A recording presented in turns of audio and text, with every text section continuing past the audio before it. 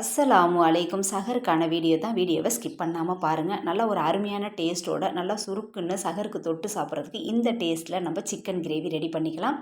வெங்காயம், தக்காளி, இஞ்சி பூண்டு பேஸ்ட்டு நல்லா ஃபைன் பேஸ்ட்டாக அரைச்சி எடுத்துக்கலாம். நம்ம எடுக்கிற சிக்கனுக்கு தகுந்த மாதிரி கூட குறைச்ச மசாலா சேர்த்துக்கலாம். கடாயில் ஒரு 3 ஸ்பூன் அளவுக்கு ஆயிலும் சேர்த்துட்டு நம்ம அரைச்சி வச்சுருக்க மசாலாவை சேர்த்து எண்ணெய் பிரிஞ்சு வர அளவுக்கு நல்லா பச்சை வாசனை போகிற அளவுக்கு நல்லா வதங்கணும்.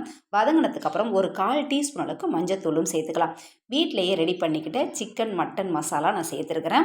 இந்த மசாலா பார்த்திங்கன்னா ரம்லான் ப்ரிப்பரேஷன் வீடியோவில் போட்டிருப்பேன். டேஸ்ட்டு அவ்வளோ சூப்பராக இருக்கும். இதில் நம்ம எல்லாமே சேர்த்து தான் நம்ம அரைச்சிருப்போம். அதிலே பார்த்திங்கன்னா ஒரு 1/4 டீஸ்பூன் அளவுக்கு நான் மிளகாய்த்தூளும் சேர்த்துருக்கேன்.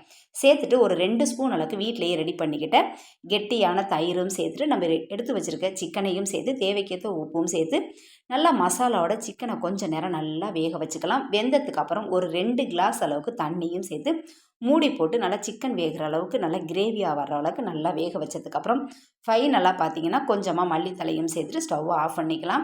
நம்ம சகருக்கெலாம் பார்த்தீங்கன்னா 3:30 மணி 4 மணிக்கு சாப்பிடுவோம். அந்த டைமிங்கில் பார்த்தீங்கன்னா நம்ம இந்த மாதிரியெல்லாம் சைடிஷாக நம்ம தொட்டு சாப்பிடும்போது பார்த்தீங்கன்னா நம்ம எடுக்கிற ரைஸ்க்கு கொஞ்சமாவது சாப்பாடு செல்லும். இந்த மாதிரி ஒரு சில ரெசிபியெல்லாம் இல்லைன்னா கண்டிப்பாக சாப்பிடவே முடியாது. கண்டிப்பாக ட்ரை பண்ணுங்கள்.